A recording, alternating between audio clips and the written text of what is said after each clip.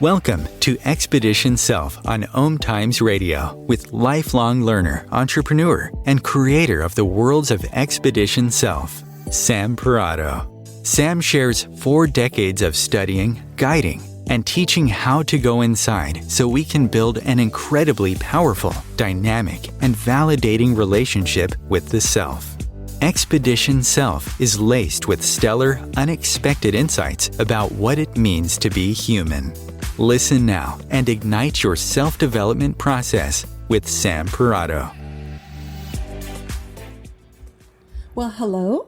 Welcome. I am so glad you're here with me today as we explore, very big word, guilt. I've been doing these for a little while now, and it dawned on me that there's 14 of them. So I'm getting to get into some of the subjects that lie beneath the big subjects, and I think guilt counts as that. When I thought about the subject today, it seemed like such an important one to talk about because after all, it has everything to do with how much freedom we actually are going to have in life. And, to me, it's a simple equation. The more guilt, the less freedom. But it wasn't going to be that easy because, I was thinking of guilt like as a feeling. And then I got into this conversation with a friend about it. And he said the problem with guilt is that you actually have to admit it. And lots of people don't want to do this. Well, I got stopped because most of the time when I'm working with guilt within myself or with someone else, it's a result of wanting to get rid of it. I feel weighed down by it, and I wish that I could alter the situation in some ways so that I can get out from underneath that magnitude of the judgments, right? That layer on top of it. So it's slanted how I'd like to talk about guilt today. And although I realize that tapping into the places where you may feel guilt, that they don't feel great, there's a rich reward if you can even get one little sliver of movement that produces some leeway for you today. So to kick us off, I found a poem. I have a couple poems laced in today. Sometimes I find a lot of cool ones and sometimes I don't. This one was done by Nikki Giovanni and it's called Allowables. I killed a spider, not a murderous brown recluse, not even a black widow. And if the truth were told, this was only a small, sort of papery spider who should have run when I picked up the book. But she didn't, and she scared me, and I smashed her. I don't think I'm allowed to kill something because I'm frightened. I don't know, it just seemed like it set the tone. So I am of the belief that everything we want in the external world is completely dictated by what happens in our inside world. So if we think or treat ourselves in a certain way, then that's going to be reflected back to us from others. And if we don't want to be deeply connected to ourselves, have an intimacy there on the inside, then that's how we'll interact with the outside. So our conversation today is all about opening up another little pocket of what lives inside. And the more you find personal experiences and real life moments to apply to it as we go through the hour, I feel like, the more it'll deliver for you. So the phone number to call is 202-570-7057. Call anytime. Call if you just want to share a thought around guilt or a moment when you felt guilty. Anything, right? We'd love to hear from you. Makes the conversation all that much more interesting. So some things about being human are so common. They're so normalized, so accepted that we don't even think about questioning why they exist to begin with. And I think guilt is one of those aspects. If you're going to be human, if you are human, you're going to feel guilt. So, as the expected byproduct of a situation or a circumstance we feel regret over, we just expect it to be the experience that seeps and oozes out the sides, always waiting to glob onto us at some future date. But what really causes guilt? And what would it look like if we didn't have it? What purpose does it really serve? Guilt really starts with our idea of right and wrong. We have ideas and beliefs that follow along the lines of our core values, and when we step outside of what we deem as acceptable, guilt lies in wait for us. I think we even kind of welcome it. Not happily, but maybe the word is willing, right? We're willing to let it be there. So when we do something we think is wrong or inappropriate, then we'll feel some guilt to go with it. And we self-shame, we give ourselves a hard time, we turn on ourselves, and we even might feel contempt for who we are. Because guilt causes us to accept this treatment of ourselves because at some level we believe we deserve it. It already got tried in the domain of our belief systems, so condemning the action is kind of logical. So if you think about 5 rules you live your life by, anytime you deviate from meeting your standards, guilt is the guest you can anticipate will be waiting at your door. So here's a couple of examples that I have in my life. You don't harm other people. You don't tell others secrets. You don't take too much space, more than is yours to take. You don't lie. And you don't take things that are not yours. See, the challenge with these is that they're ideas that got set up to help you be a quote unquote good person or to behave properly. And for most of us, this matters. We care about being good citizens of the world. So somewhere along the way, there was a very clear delineation made between the benefits of being a good person and the not such great life that a bad person contracts. So these ideas are perceived through kind of a one-size-fits-all kind of perspective, and they likely got put in motion when you were much younger than you are now, when you had a lot less life under your belt. They may have been fortified by some life experiences that had you in real time take an action that went against them. And then you were left to feel the effects of your choices afterwards, which reaffirmed and reestablished that those actions shouldn't be the ones you take. A long time ago, I stole a candy bar before school. I was 8.5, 9. It totally went against what I knew was a not okay act.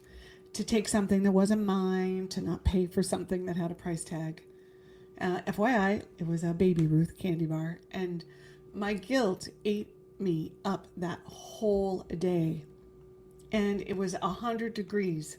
I grew up in Arizona. I never ate it. I kept looking at it, taking it out, and so I kept it. And at the end of the day, I went back to the little store and I placed it where I had taken it. Or I replaced it where I had taken it. What I didn't do was actually tell the store manager that I had taken it.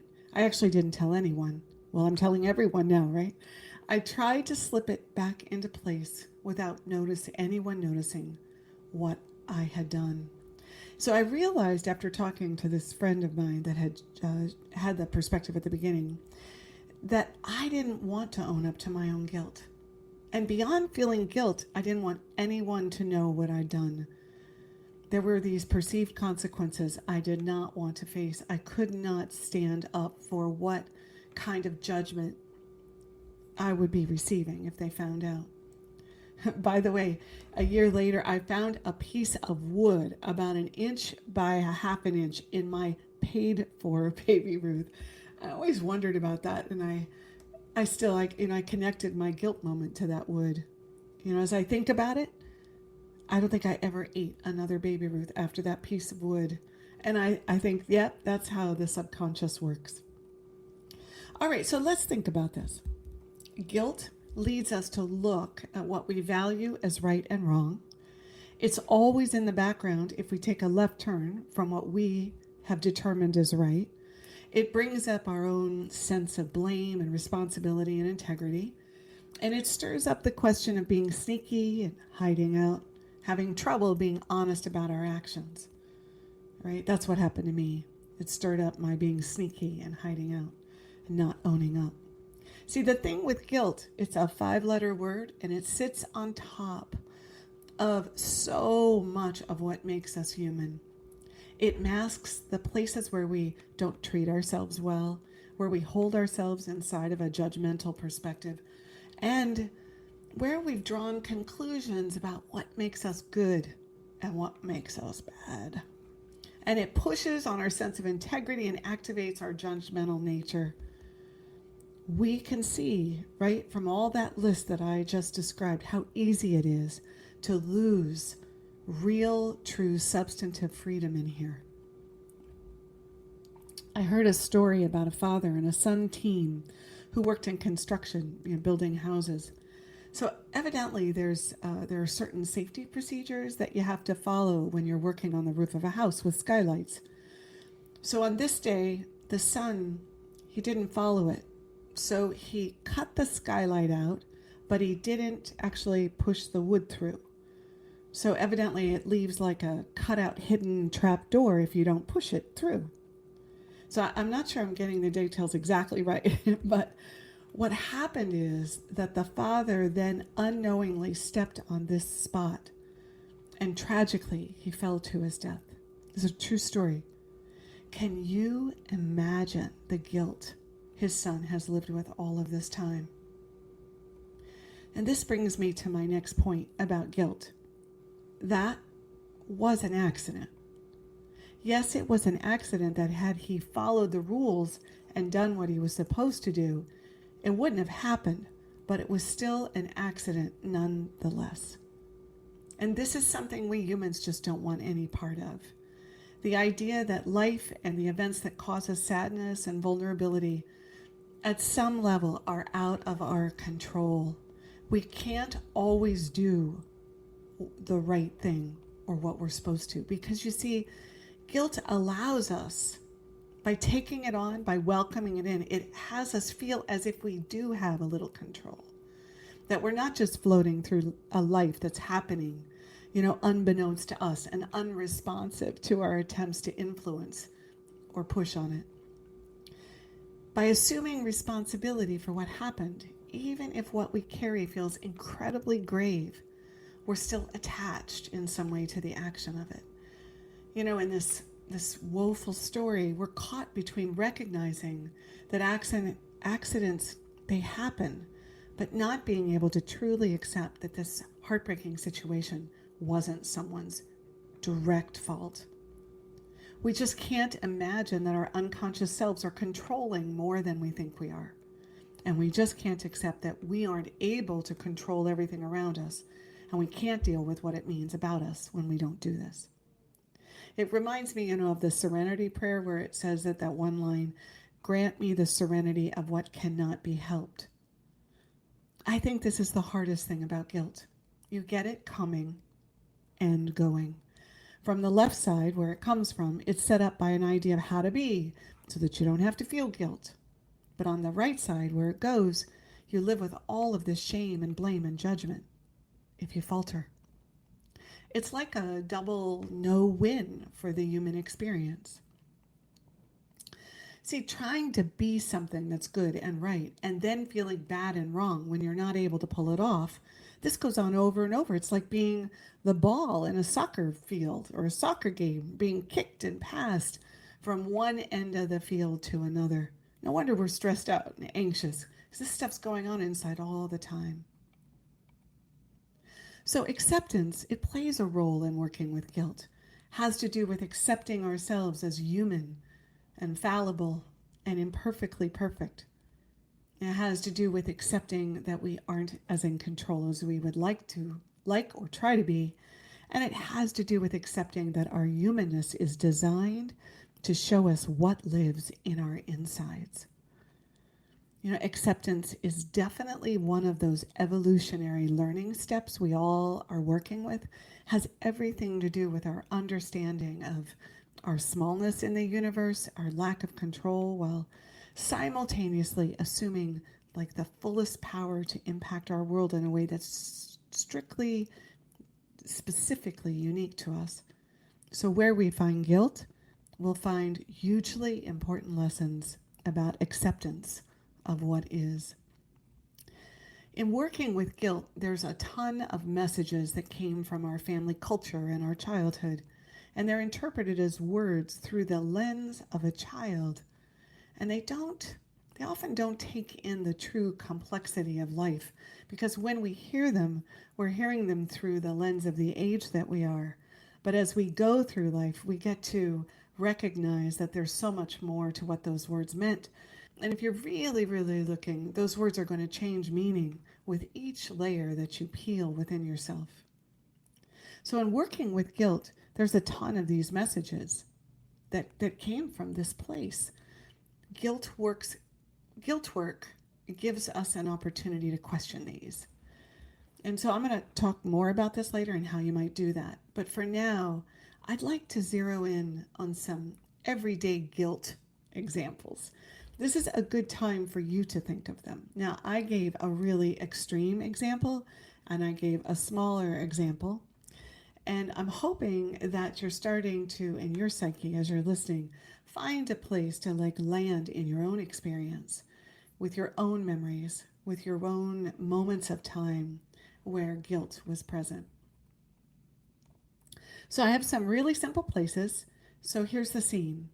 A daughter finds out she's pregnant and wants to be the one to tell her sibling. She's so excited, right? She wants to see the look on their face, right? But before she gets home, her mom lets the cat out of the bag, even though she knew her daughter wanted to be the one to tell her. Or here's another one. You're at a party and someone's being paid a lot of attention to, and you find yourself getting a bit louder and a bit more involved until you realize you're the center of attention and your friend is being completely ignored. Or here's my favorite one because I've actually done this. You take the last slice of dessert, depriving your mother of having one, even though you've already had a slice. So here's the number to call after break, 202-570-7057. I'd love to hear a few of your guilt moments.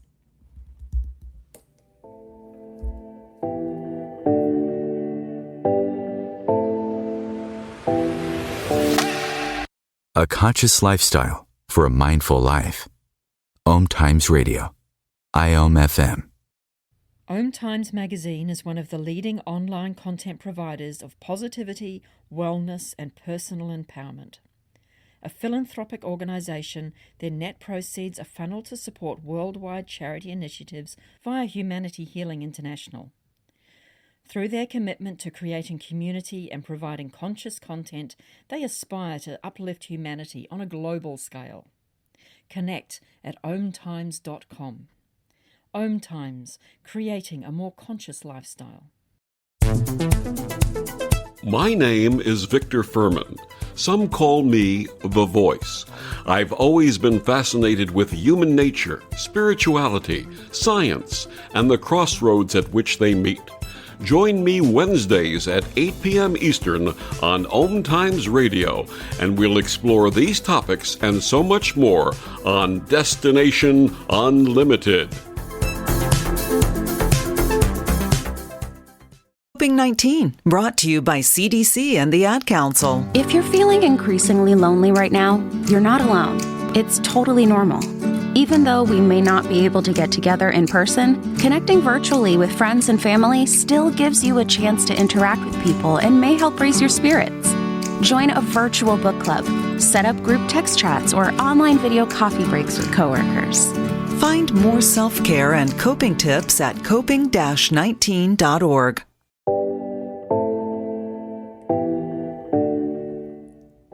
Well, welcome back. I'm Sam Parrotto, and you are listening to Expedition Self.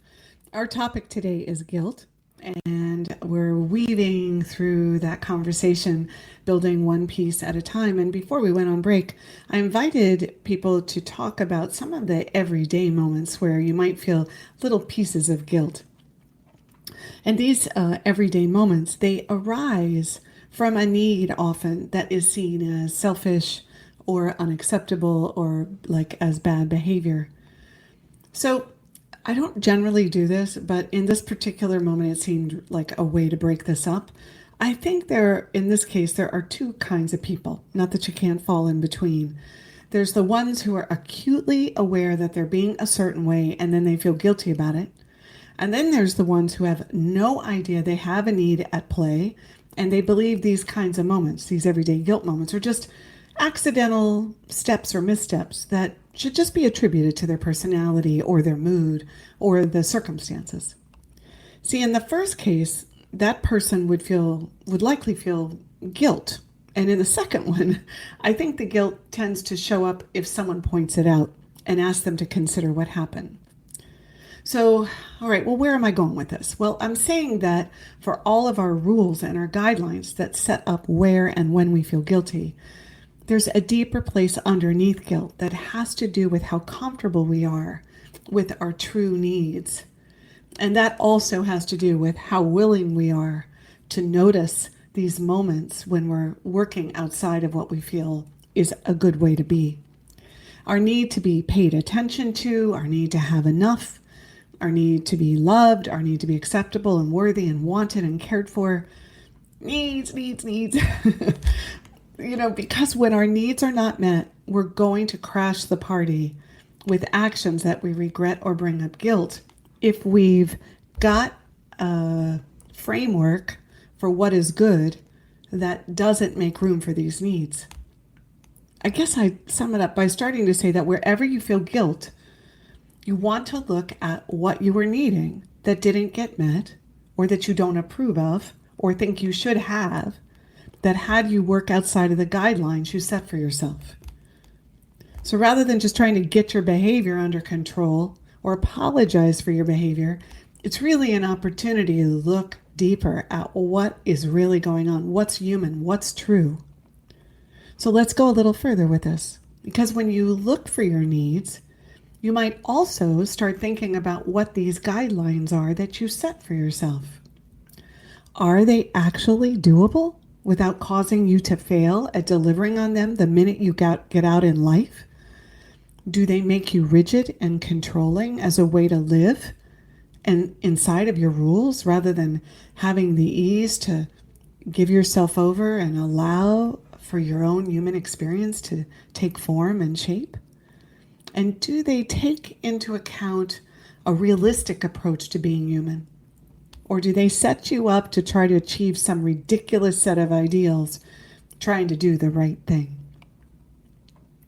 See, to me, when you start getting acutely aware of guilt and what you do with it, it gives you a pathway to explore the rules and the values that you run your life from. And if you do that, then it gives you the opportunity to see exactly how much room you provide for yourself to express your humanness. It allows you to see where you get righteous and superior. It allows you to understand what you're on the receiving end of, because you actually start to understand what other people are running their life from too. So remember I mentioned the two ways that people handle these everyday guilt-producing moments. And I said that there's one who is acutely aware of their rules, and then there's the other that isn't. Well, that person who isn't aware of their guidelines, that isn't focusing on being self-aware, in their case, working with guilt and helping them get empathetic or noticing what's happening around them is super duper helpful for their self-development process. Both Sandy Brown and Ruthie Landis, my wise teachers, agree that there is such a thing as some useful guilt. And I think this is what they mean. It's not really the deep shame-inducing guilt. It's the kind of guilt that gets you to the first step of becoming aware of who you're being in any setting in your life. It's the kind of guilt that has you stop and consider how you occurred inside of a relationship with others, and most importantly, with yourself. And it's the beginning to noticing that you actually have needs and that they're playing out all of the time. It's the place where we really start getting responsible for those needs and how we get them met. See, guilt, when seen as helpful rather than a static state of being that's weighty, right? It provides a signpost to direct us inward, to help us look more closely at our needs and our rules and just how we've set up the ideal in life. But what's not great about guilt is when it settles into a permanent state of self-hatred, self-directed resentment and contempt, and a reason to not like yourself. This kind of guilt is being used by the self for an entirely different reason, and it becomes the basis for why you feel those same things towards others. It gets in the way of relationship. So while it's still being driven by these guidelines that you set up for yourself, but it's usually accompanied by a very heavy set of moral judgments or a deep, deep regret over a loss that resulted from our actions. We usually have a ton of proof to substantiate this legitimate feeling of shame, blame, embarrassment, and self-loathing. And if anyone tries to talk you out of it, you will go down swinging to prove that you deserve to feel this guilt. And this is where it locks us down. The mind is unwilling to move it, and we spend a lifetime here.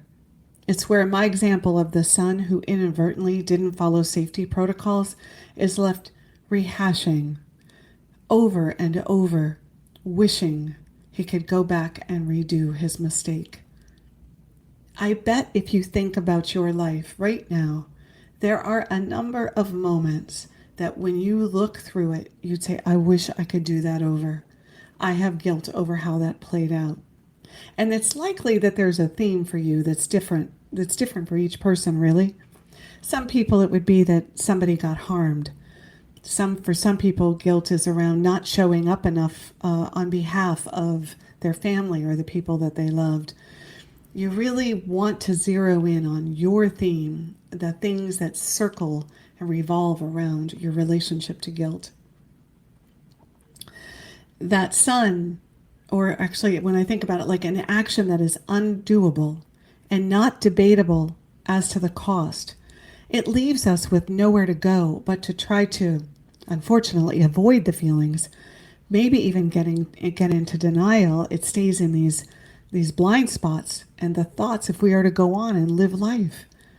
It's like a giant rubber stamp comes out and says, forevermore, you cannot feel free to live and be pleased with who you are. Think about the big losses or changes or situations in your life that bring up guilt and blame and irresponsibility or getting a need met that you felt embarrassed by. Do they ever move? Do you ever really get free of them? Or is it like always having something stuck in your windpipe, reminding you, getting triggered by a song or an event that brings you back to it over and over? I know there are big moments and little moments where guilt shows itself. And the little moments are probably easier to look at and see where our needs are at play, or where we might become more self-aware and see ways that we were being in relationship with others.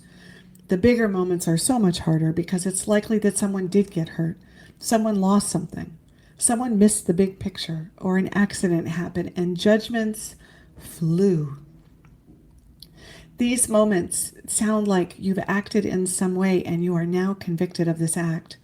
And the only thing left for you is to figure out how to cope. And many of these moments happen when we're on the younger side too. And unfortunately, regretfully, they can permeate an entire lifetime. So before I go any further, I just want to say this, that guilt on any level, whether in small increments or large, when it is allowed to stay in place inside your psyche, inside your thoughts, and inside of your world, it's that amount of freedom that you don't have to really operate in life as a new person. You're carrying it around with you. It's playing a role. It's influencing your choices. It has a lot to do with what you actually make available to yourself to believe you can have.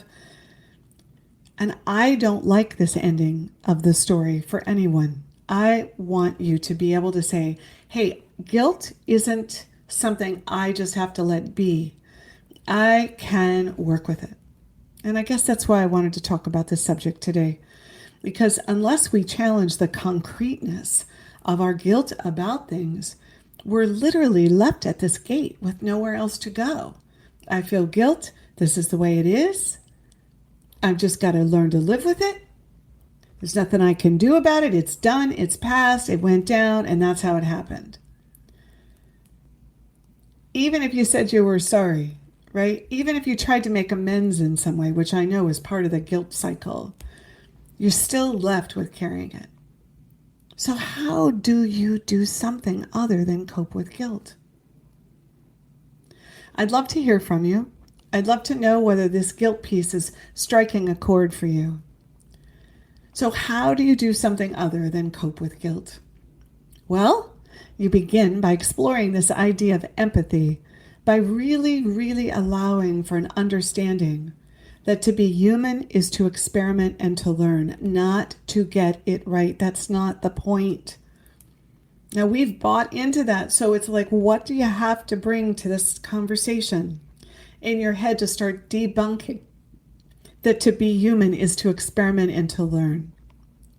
You might have to go inside and look at the rules you've laid out for yourself, or were laid out for you and you just bought into unconsciously. You might need to look at the rules that were established in your family and actually examine them for whether or not they are realistic or reasonable, freedom creating, or honoring not only of the human journey, but of your unique journey that is layered up with the lessons, the adventures, and the thoughtfulness that is unique to you. Because you see, when these rules get set up, oftentimes they're set up from a place of fear. Don't tell people your secrets. They'll use them against you. This translates to don't tell secrets, which then translates to you need to feel guilt if you tell someone's secret. But there's probably a need in there. And again, the growth here is to understand what that need is that had you tell the secret. For that mom, what was going on for her that she let the cat out of the bag about her daughter's exciting news? The looking inside of that would tell her a lot about those parts of ourselves that we tend not to look at, the parts that are in the dark spaces, the aspects of ourselves we don't want to know about. See, these rules get set up because our families want us to fit some idealized image of who we should be. And then we want to fit that. Selfishness is a bad thing. Therefore, you always want to think of others first. Therefore, after being in a marriage for years, when you realized you weren't happy, all you could feel was guilt for thinking of yourself and making a change. Again, it's not that we're saying we don't want to think of other people. We're just talking about debunking these rules so that we start to make room for what's real and raw and expressive of being a person. And there's no question that when we experience someone else's selfishness, that adds to us wanting to make it wrong or bad. So to do more than cope with guilt, you have to get underneath the right and wrong rules that you've used to keep yourself safe inside of your own life. You might be saying, what do you mean keep myself safe? Well, you play within the lines, you follow your rules, you don't have to feel guilt, you get to feel righteous and concluded, you don't have to investigate and explore. That's pretty safe. These rules have been used to give you a place to walk proudly and confidently, but they don't allow for that human experience. I know I say these words all the time, which doesn't give a flying flip about being good and right. It cares that you learn and you grow, that you stumble and you trip and you learn what that feels like, and then it brings you to some place that you wouldn't naturally have gone on your own, because as human creatures, right, we're drawn to what doesn't have pain. We're drawn to pleasure. We're drawn to the places where we don't have to feel fear. So when you're learning how to do more than cope with guilt, it means that you're learning how to investigate the basis for your rules in life, to see how they stifle and suffocate and limit the true opportunity to be and accept your humanness. I think the other thing we have to do if we're going to get beyond just coping is to really work with this concept of acceptance. Acceptance that it was you who did something. You did the act. It was you who had the need. It was you who lived in that moment. And in order to do this, it means we have to remove the judgments. We have to just see that what is so is that we were there. Without all the added mental mumbo jumbo about what you should have done, how it should have gone, what you should have been thinking about. That gets in the way of really, really accepting our presence. And even we have to accept all of the thoughts that go along with the situation. The ones we wish we didn't have, that we're not proud of, the ones we're embarrassed of. We must accept that we were there. We did that. And when I say we did that, I'm not saying the added story that we've put on top of it, but what we actually did. What I actually did was stood in a little mini mart and took a Baby Ruth candy bar. I did that. Now, when I say that, I've got feelings that are going to come up of guilt and shame and embarrassment. The more I can be with those feelings, the more I can accept I was there. I don't have to add the judgment to it. It's kind of a complex way to think about it, but it is the best way to get ourselves front and center with, I was there, I did it, and not have to bring all those judgments with it. I get a lot of mileage, like growth mileage, when I follow a thought that starts with, if only I hadn't, or if only I had. It usually tells me where I need to head to really own I did that. You're owning that I did that when it feels like a very, very uncomfortable blunt object pushing at the side of your nose. On that note, we'll head off to break. And when we come back, I hope you'll call and share a little bit about your being there and your experience with guilt.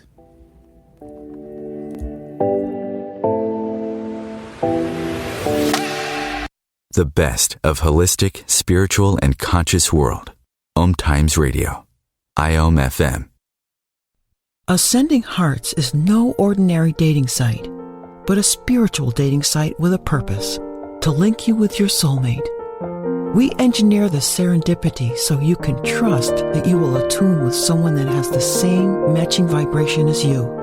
Ascending Hearts, the conscious dating site for the spiritually aware. Try Ascending Hearts for free. ascendinghearts.com.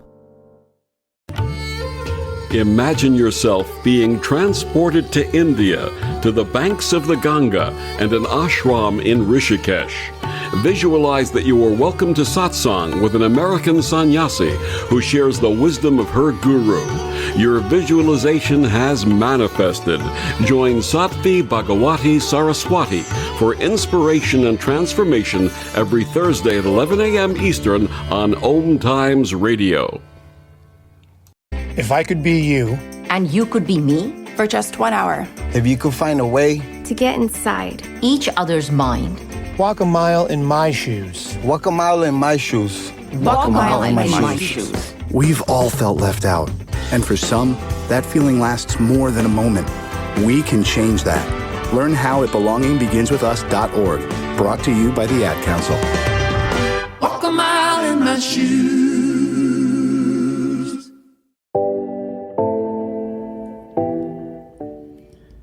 Welcome back. I'm Sam Parrotto, and you are listening to Expedition Self. We're talking about guilt today, and it's a big subject, and I've been layering one idea on top of another. So I'm hoping that for those of you who are listening, that you're starting to feel these pieces kind of come together.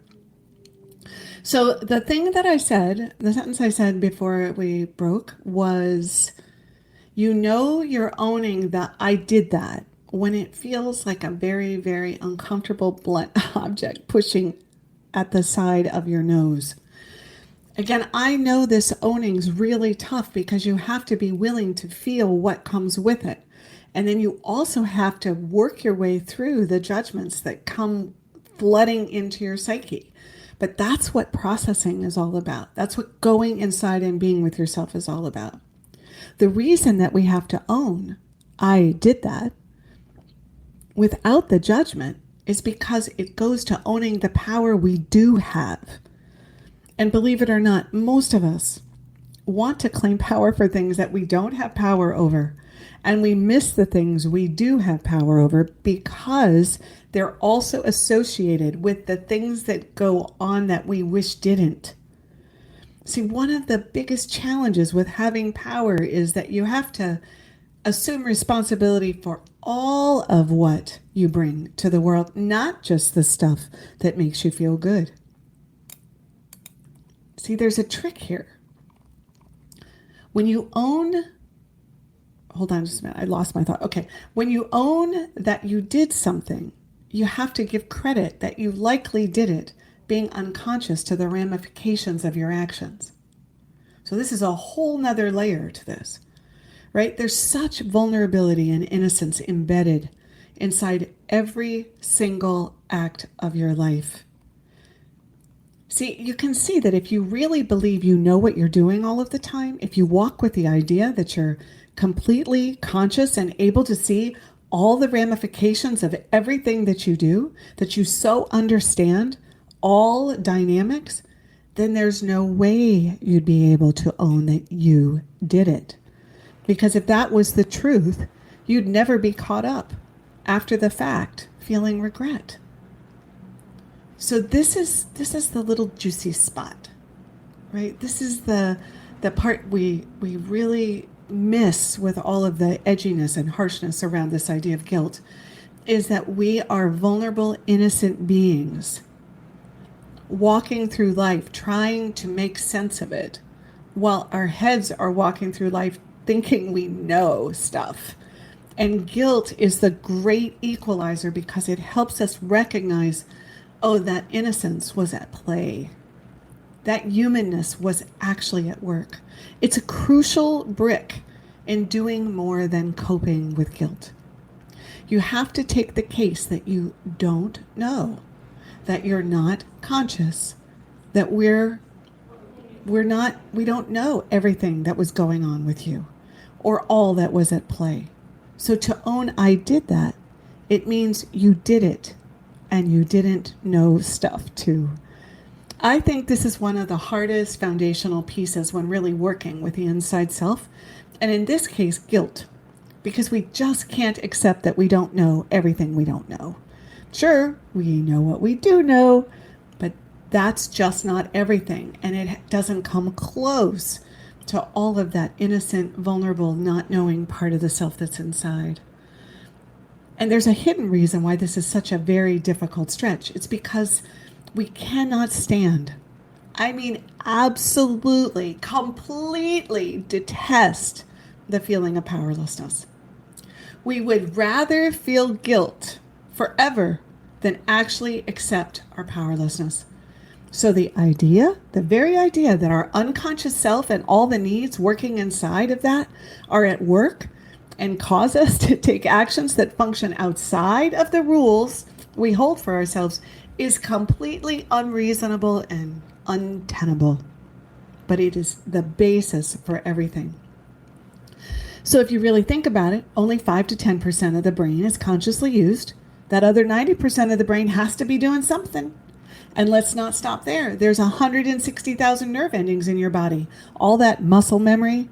There are other parts of being that are at work all the time, registering and processing events and sending information somewhere. And this is all of it is at work behind the scenes while you are attempting to figure out life so you know what you're doing. And you get to feel confident and concluded about stuff. So you can see, right? That for those who aren't interested in being self-aware, they're left to deal with just the very tip of the dragon's tail as a way to interface with life.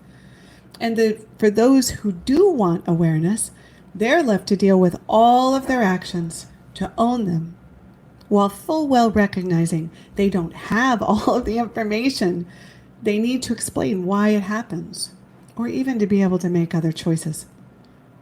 So there's one more element of how to cope with guilt I want to highlight, and it has to do with dealing with loss and hurt. And it ties into this place where we don't want to feel powerless, but it really centers itself on not wanting to feel particularly loss and hurt. I mean, let's face it, loss is absolutely gut-wrenching, and it rips your insides out and leaves you empty and gaping and looking for anything to take the pain away. And most of us just don't have the tolerance to feel this loss and hurt until it's run its course. So we keep it boxed up and stored inside. Guilt is the lid. I mean, it's honestly easier to let guilt take the heat than it is to feel the depth of pain that goes with loss and hurt. And because we feel like it's going to swallow us up and we may never come back up for air, we at least know guilt. We recognize it. It's normal. And coping is something we can expect and deal with, and at some level live with. So you see, like, guilt is actually the best solution when we don't want to feel, or are afraid to feel, or feel terrified of allowing pain to run its course. And because of this, we never get free. We never really give ourselves over to the human experience of learning and being with ourselves completely and fully and wholly. And although I could tell someone, you'll eventually run out of tears, and I have told people that, you'll get to the end of the pain, really. They won't believe me. I did that personally, in my mid-20s. I cried every day, probably for 4 or 5 years, sometimes for 10 minutes, sometimes for 2 hours. I finally got done. I don't cry like that now. I don't even feel like I need to cry like that now. And this guilt, it doesn't plague me or hold me back in the same way before, because I worked through some of it. Doesn't mean I don't have all these pieces as I run into it, as I do real life, because there's always newfound guilt finding its way to me, right? All I can say is feeling. It's like the waterway to the self, and it's the only way to free up being. So feeling around guilt is super important. Super duper important. And we probably don't like talking about guilt. We don't like feeling about it. That's what that friend illuminated for me, right? It's like actually just the start of saying, I have guilt about something, let alone feel it, is a tall order. So I want to talk a bit about keeping secrets that you feel shame around. I have definitely noticed that wherever someone feels guilt, I usually find secrets. And these secrets take the shape of something they think of themselves that they don't want others to know because they'll be judged. Or their actions that happened that no one knows about, that they believe played a role in why that situation went down the way it did. Or their conclusions that they've drawn, that they're afraid if they tell this secret that someone's going to confirm that for them. But I can tell you, secrets are shame's playground. So I just want to encourage you, find someone to tell your secrets to, even if they're not just about guilt. Give them the opportunity to reflect back to you acceptance and understanding. So you have an opportunity to unearth them. Did I say that right? And also to get them into the light of day, to help them dissipate. And perhaps maybe even own something about them so you can get free of the guilt. Right? Because when secrets come out into the open, they begin to lose some of their power. When we hold them as a secret, they hold on to us. So with all this said, I want to flip the conversation just a little bit. Do you recognize that if you will go towards your guilt and really work with it, you're also going to then provide a more loving space for others to do the same? It makes sense, right? If you begin to unwind your rules and see them as limiting and safety producing and fear-based and rigid, let's not forget rigid, then you're also able to see others' rules more clearly. If you're able to own what you do and really allow the powerlessness of life to be okay within you, then you're going to understand what's needed for others and recognize that their unconsciousness is at play all of the time too, and your empathy will grow. If you are able to feel the pain of loss and hurt, then you'll be able to understand where it's missing for others. You'll be willing to extend room for them to feel, and you'll recognize why it's so hard for people to acknowledge loss and hurt, which means they can't be empathetic either. And that will give rise to your heart opening when you find yourself on the receiving end of someone else's actions. So I found a short poem for this moment. I want to share it with you. It's by Miller Williams. It's called Compassion. Have compassion for everyone you meet, even if they don't want it. What seems conceit, bad manners, or cynicism is always a sign of things no ears have heard or no eyes have seen. You do not know what wars are going on down there where the spirit meets the bone. Oh my gosh, I just love that poem. Which brings me to this empathy. Do you see we use guilt quite skillfully to avoid feeling powerless, to avoid fear, and to provide a sense of security for our need to feel good and right, and to maintain some structure so we don't have to feel all that vulnerability associated with having needs. But, and this is a huge but, empathy very rarely comes easily when guilt is locked in place inside of ourselves. You know, empathy has to do with accepting our humanness and unconsciousness and our loss, and it shows up when we can connect our inner world and all that it's dealing with someone else's inner world. And we need as much of this as we can get. In 2021, we need empathy. We need to be able to connect. Without self-awareness and a willingness to feel, empathy is hard to come by. And guilt work, it leads you to self-awareness. Right? This makes sense, doesn't it? So my final piece I want to bring today along these lines with guilt work. It has to do with the messages you got about right actions as a child. Remember earlier I said I would come back to this.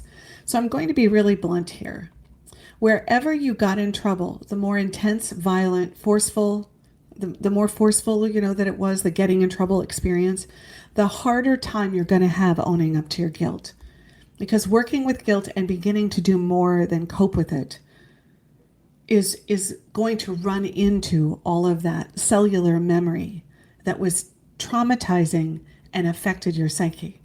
Because at the unconscious level of self, it remembers each and every moment of getting in trouble. And it's going to attach that to going inside and really being with these moments of need. It's going to associate you getting honest and sharing and being with times when you got in trouble for not following the rules. And it's going to avoid them. That's what happened to me with that darn candy bar. Your inner child from every year of your life likely has some experience of being in trouble with adults. So if you're going to really unwind guilt, you're going to have to spend some time looking at exactly what happened when you got in trouble, re-experiencing it. So I want to give you some questions to pose inside of that. Okay, here we go. What did you get in trouble for? What was the rule you broke? And how did that getting in trouble get played out? How was it acted upon? What needs did you have that any human being might have at the time? What needs do you realize now are valid and legitimate, but didn't seem to be welcome inside of that moment of getting in trouble? How were you left to deal or cope with getting in trouble? Do you remember the sensation of getting in trouble? Did you feel defensive or defiant at any point? Were you abandoned to deal with the aftermath? Why did these rules exist inside of your family? How were they modeled and played out by others? Where is there rigidity around these rules within you? If these rules didn't exist, what would you be left with? And the last one, how have you bought into the idea that without these rules, you wouldn't be able to have the life you have? I hope you found our conversation helpful today, and that you think of guilt in a whole new light because of it. That you begin to work beneath the surface. You begin to break down your understanding of getting in trouble and tie it to these places where you've allowed guilt to just stay as it is. The final poem is by Naomi Shihab Nye, and it's called Kindness. And before I read it, I want to encourage you to, if you're liking these shows and you want to make sure you don't miss any, to go to samparrotto.com and you can register to get an update each week so you'll know what I'm going to be talking about, and you'll also get a copy of these poems. Okay, here we go. It's called Kindness. Before you know what kindness really is, you must lose things. Feel the future dissolve in a moment like salt in a weakened broth. What you held in your hand, what you counted and carefully saved, all this must go so you know how desolate the landscape can be between the regions of kindness. How you ride and ride, thinking the bus will never stop. The passengers eating maize and chicken will stare out the window forever. Before you learn the tender gravity of kindness, you must travel where the Indian in a white poncho lies dead by the side of the road. You must see how this could be you, how he too was someone who journeyed through the night with plans, and the simple breath that kept him alive. Before you know kindness as the deepest thing inside, you must know sorrow as the deepest thing. You must wake up with sorrow. You must speak to it till your voice catches the thread of all sorrows and you see the size of the cloth. Then it is only kindness that makes sense anymore. Only kindness that ties your shoes and sends you out into the day to gaze at bread. Only kindness that raises its head from the crowd of the world to say, "It is I you have been looking for," and then goes with you everywhere like a shadow or a friend. Have a wonderful week.